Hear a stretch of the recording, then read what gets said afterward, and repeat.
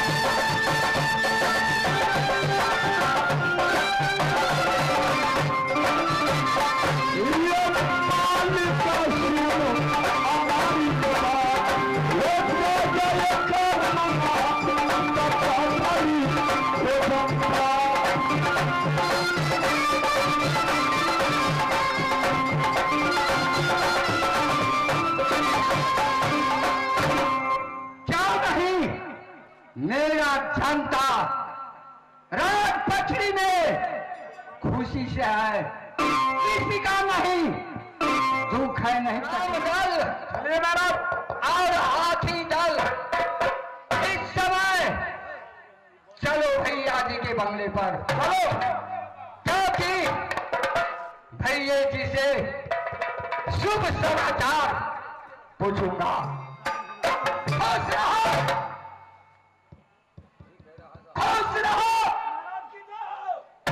करके साउंड बंद हो गया है।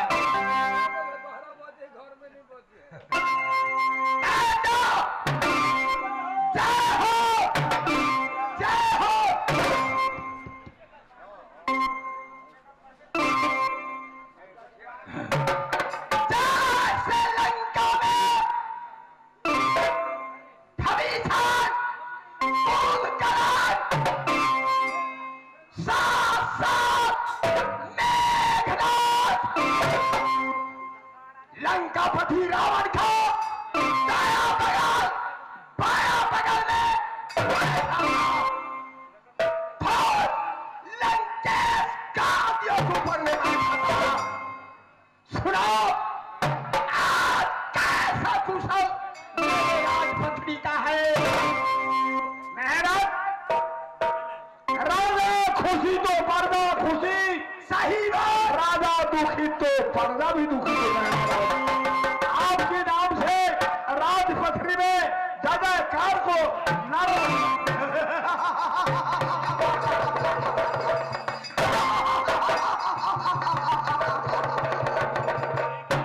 मेरे नाम से जय होता है।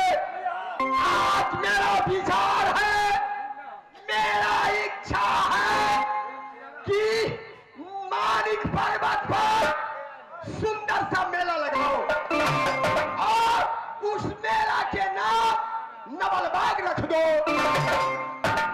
देश देश ने पत्र दे दो, छत्री लोग आएंगे, साथ साथ छत्रानी लोग आएगी। सावन चरखा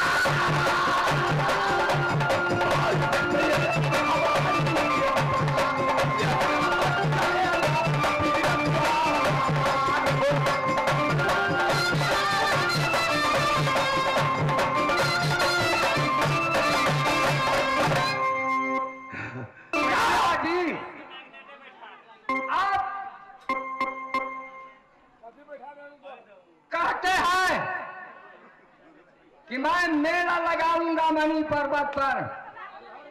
मणि पर्वत पर आपकी शुभ अवसर पर मेला लगाने चाहते हैं भैया। मेरा इच्छा है, आज मेरा इच्छा हुआ, ने मेरा लगी है, मेरे राजपत्री ने मेरा कभी नहीं लगी। और मेरा विचार है, मानिक पर्वत पर मेला लगा दो, किला एकावनों में पथरी दे दो और राज मोहब्बा में पथरी नहीं देना।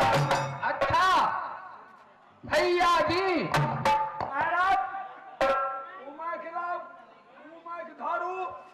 ऑपरेटर मास्टर साहब के माया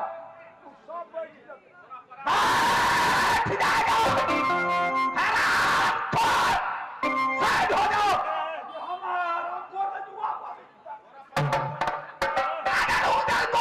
में पत्थर दिया या नवलबाग मेला नहीं आ जाएगा। ये मेला के रास्ता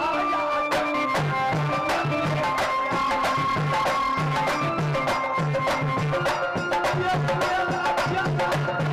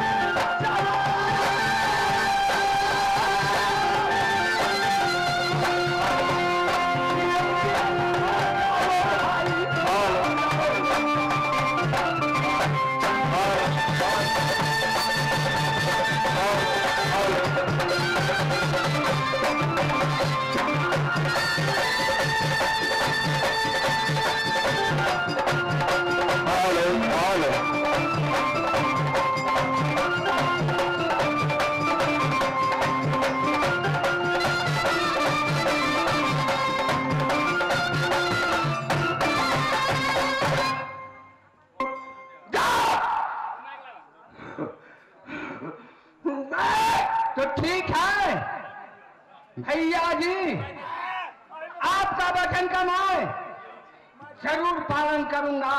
ठीक है, मैं इस वक्त काली मंदिर में खड़ा हूँ। ठीक है, माँ काली की मंदिर में, काली मंदिर में जाकर ये पूजा करेंगे।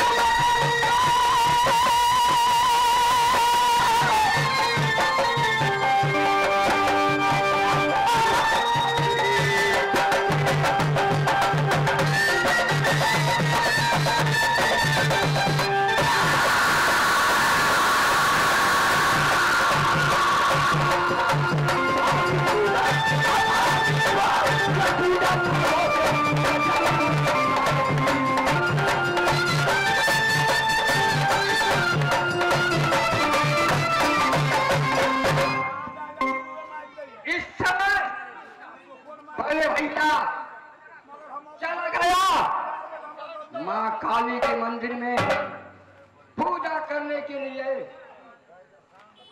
मैं जा रहा हूँ।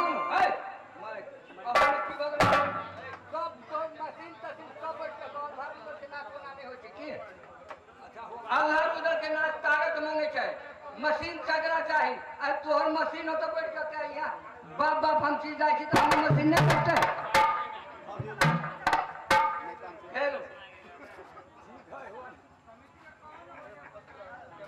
भैया जी गया काली मंदिर में पूजा करने के लिए। मैं जा रहा हूँ मम्मी, मेला जेल लगाएंगे हम।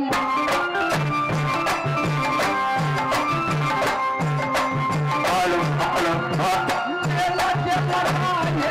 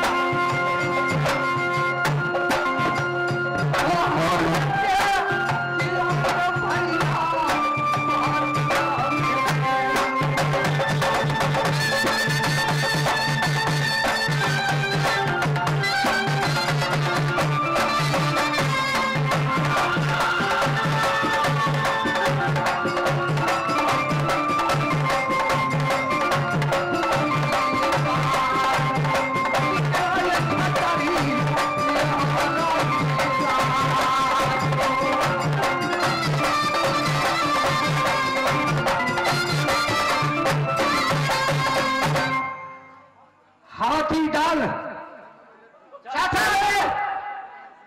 इस समय मणि पर्वत पर मेला लगाएंगे। काली मंदिर में आराम करने के लिए, काली मंदिर में पूजा करने के लिए ये चलिए आप चाचा।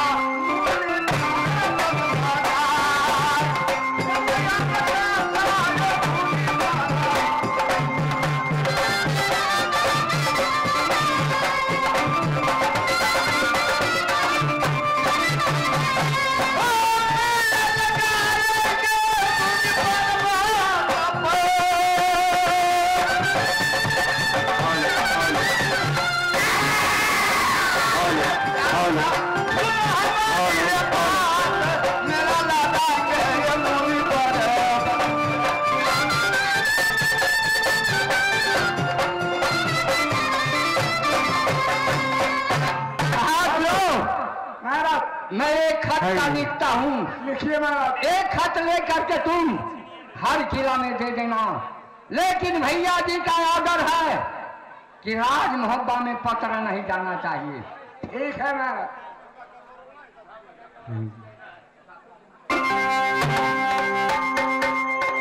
हेलो,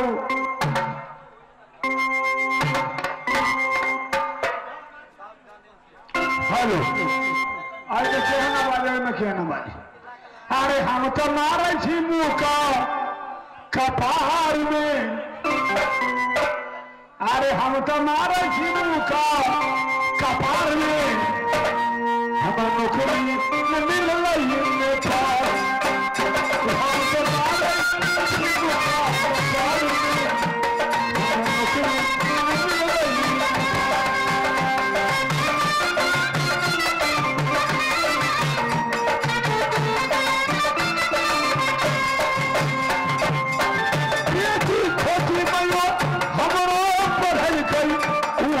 करी बाबू नकरी करल कई।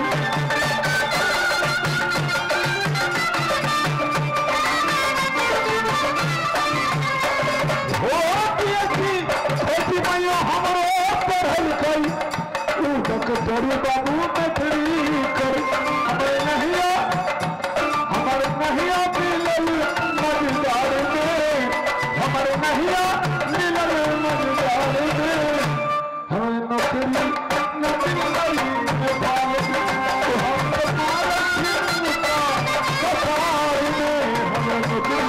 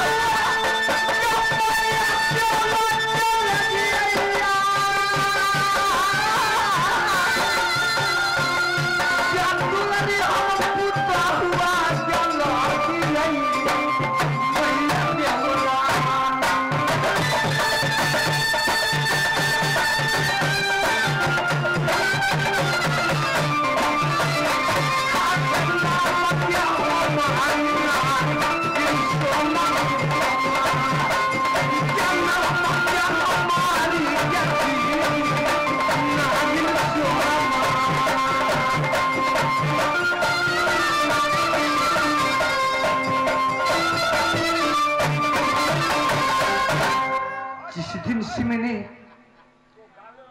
अपनी राजनैना से आई देवर जी अब तक मेरे महल में नहीं आए। बात क्या है? नित्य दिन मैं राह जोहती हूँ देवर जी की। देवर जी कब आएंगे मेरे महल में? ठीक है, अब मैं जा सकती अपने महल में आराम करती हूँ। राहें जो होंगी मेरे देवर जी आते होंगे।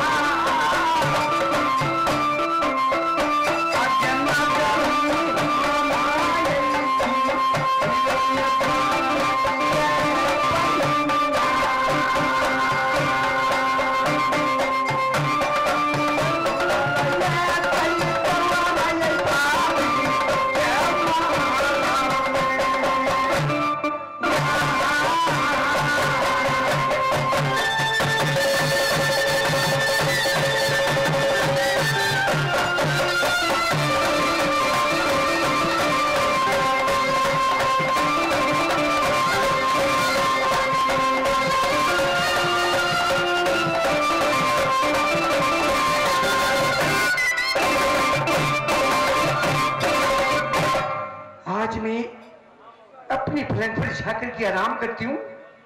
मैं राहें जो मेरे देवर जी आते होंगे, शहर में बेटा इधर को लेते आएंगे।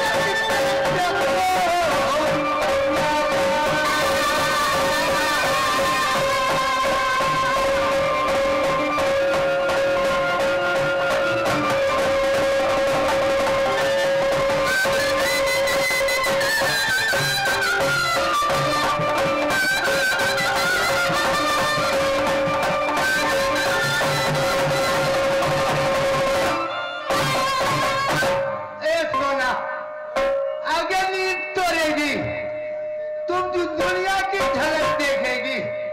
छिया छिया छिया अगर तेरी जिंदगी धीरे ए सोना ये तुम प्याही बन की बैठी है मोहब्बत।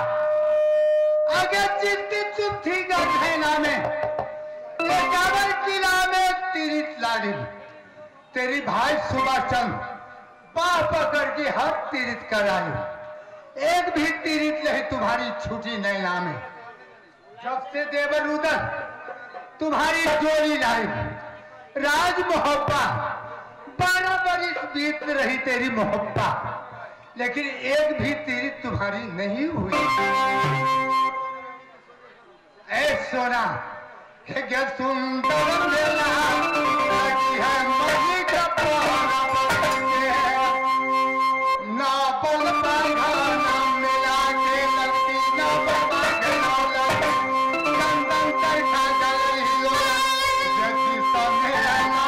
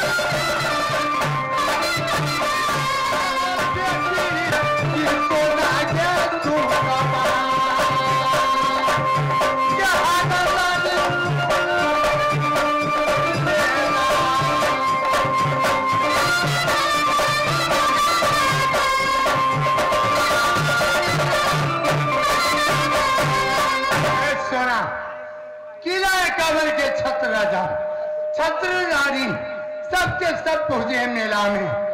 मेला में झूला झूल रही है, कजली गा रही है, मेला के बाहर लूट रही है।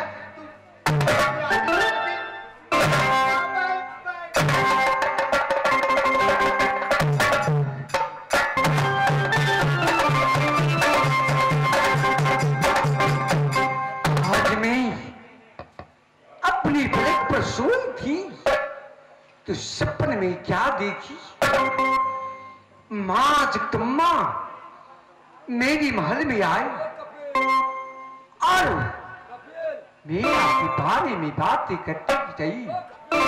माँ तुम कहाँ चली गई?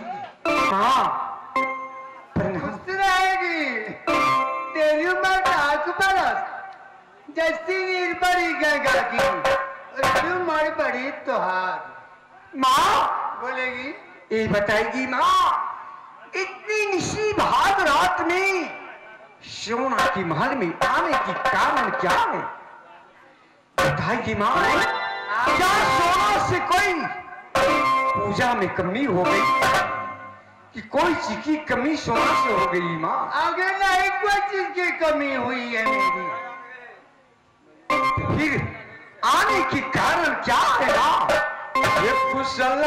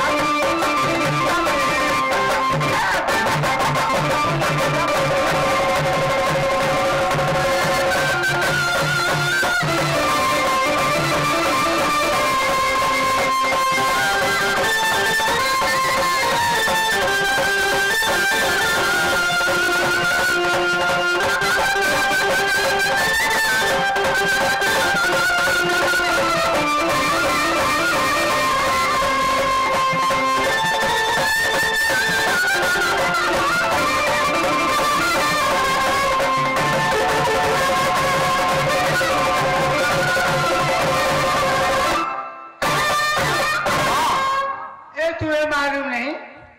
मुझे क्या मालूम माँ, मैं तो महल की रहने वाली, मैं कहीं जाती नहीं, तो क्या मालूम मुझे रहेगी। है के बन के पपिया ही गे बैठी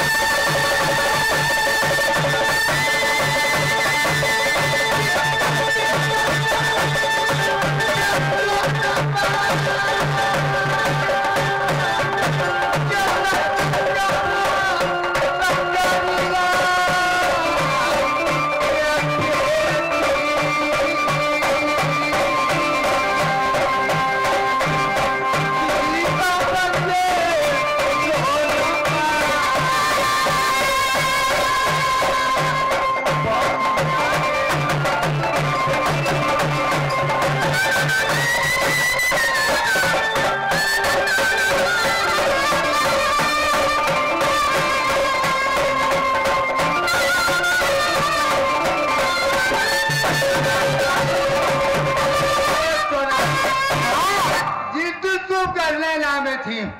एकावन की राह में तीरित लागी, तेरी भैया सुभाष चंद्र ने बाप पकड़ की हर मेला कराई, एक भी तीरित नहीं तुम्हारी छोटी नैना में। जब से नैना से तेरी डोरी आई मोहब्बा, 12 बरस तेरी बीत रही मोहब्बा में, एक भी तीरित तुम किया। देखो माँ, बात कर रही है घर में मेरी प्राणपति जी, घर में मेरे देवर जी, घर में मेरी बुद्धि सासू, इससे बढ़ की धाम कहाँ है माँ। क्या तू तीर्थ की बात कर रही हूँ? घर में जब अशुभ क्या कही? शुभ बजने लगी तो अशुभ क्या जाऊं मैं पूरी? ये मैं तेरी बात समझ नहीं पाई। आगे तुम घर की जो बात ला रही है, हाँ, कि सब कुछ मेरी घड़ी में है। हाँ, तीर्थ के असर को उठाएगा। ए सोना, नैना में तीर्थ किया कि नहीं? किए हैं, मगर जब से मैं नैहर से सासुर आई तो सब तीर्थ मैंने भूल गई। कभी मेरे देवर जी है कि क्या गलत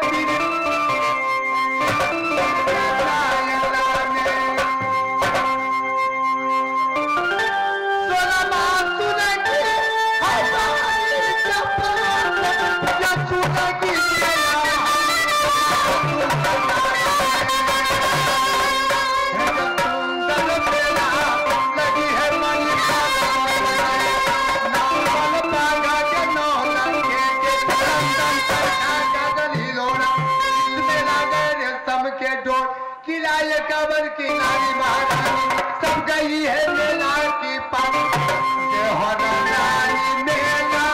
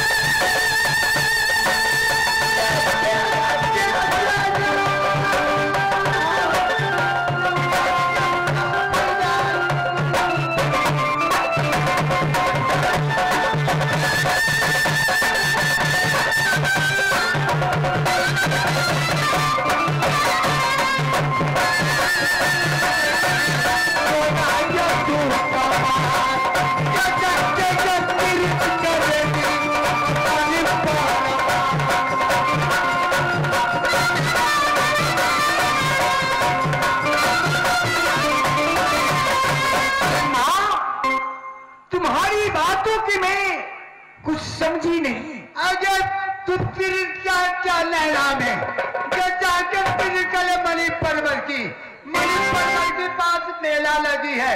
मेला की नाम है नबल बाग। नबल बाग नौलख है चंदन चरखा गगन हिलोरा, जिसमें लगेंगे सबकी जोर।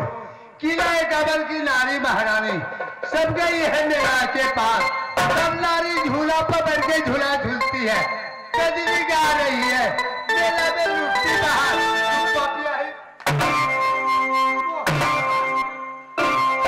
देखो माँ, मैं मेरा को चिंतना नहीं करती। गेहूं मनो यही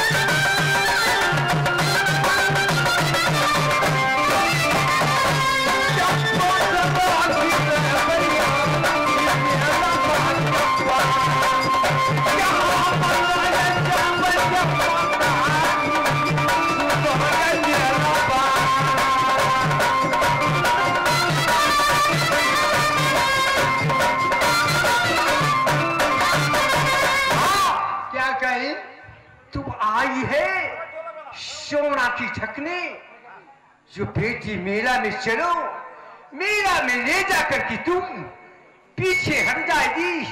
सोना की सूरत देखेगी कोई छतरी तो अवश्य वार करेंगे मुझ पर। क्या तुम क्या कहेगी कि मेला में आग लगा दूं? मेला में मैं नहीं जाऊंगी। इसलिए जाऊं, घर में मेरी बुढ़ी माँ है, उन्हीं के चरण को सेवा करूंगी, वही मेरी तीर्थ है। अगर इसकी मेहनत तुम कभी नहीं करी है होगी, अगर तुम नहीं मेला करेगी तो मैं क्या करूंगी? मंदिर में हर चली जाऊंगी, पीछे पछताऊंगी। क्या करेगी माँ? ठीक है, जब मेरी माँ करेगी तो मेरा चलेगी। तो माँ एक बात सुन ले मेरी बात। एक बात नहीं बेटी, दो बात कहेगी, दो बात मैं समझूंगी। ये बताएगी माँ, क्या जब तुम मेला में मुझे ले जाएगी, हाँ, मेला में ले जाके मुझे छोड़ेगी तो नहीं? नहीं ना? मगर जब मेला में मैं ले जाऊंगी, तुम्हारी उठबत चढ़ागी तो मैं पीछे हटने वाली दुर्गा नहीं है। किसी के आगे बढ़ा करके मैं पीछे पाव कर लेगी तो ठीक है माँ, जब तुम कर रही है मैं मेरा जाने के लिए क्या, मगर जाऊंगी तो जाऊंगी कैसे? कैसे? हाँ, कैसे मैं जाऊंगी? तेरे पास देवर जी है। अच्छा, देवर जी से जाकर के बोलेगी कि देवर जी सोना थी कर लेना में, एक भी तीन लेना में मेरी छूटी। जब से आप जोड़ी आई रात मोहब्बत 12 बरस बीत गई, लेकिन एक भी तीर्थ मुझे नहीं हुई। आज सुंदर मेला लगी है देवर जी नबल बाग की, मणि पर्वत के ऊपर।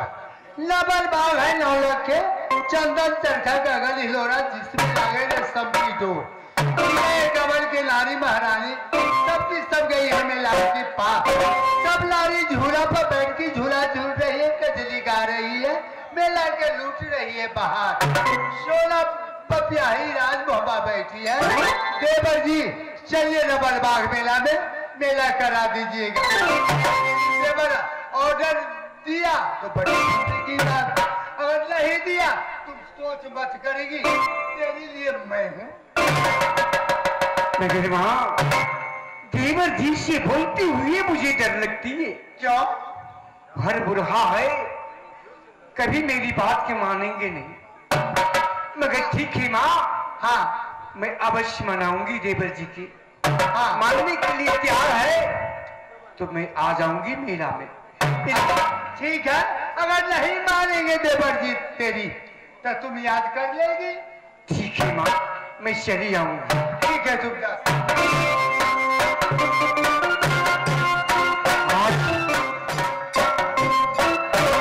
महारानी जी की रहेगी बादी, तुम्हारी उम्र लाख बरस, जैसे नीर गई वही गंगा की वैसे उम्र बढ़ती जाए। बादी ये बताओ, तुम खा लेती ही सो जाती है, ये नौकरी नौकरी है, मगर नौकरी पर तैयार रहना है, याद है जी। आज तुम्हें कहना यही है, यहां से जाओ मेरे देवर जी के बंगला पर। आज मुझे देवर जी से यही कहना, बड़ी महारानी याद कर रही है, आप जल्दी से जल्दी बड़ी महारानी के महल में चलो। ठीक है महाराज। बाजी मगर जल्द से जाओ और जल्द से है ना, ये जाए नौड़िया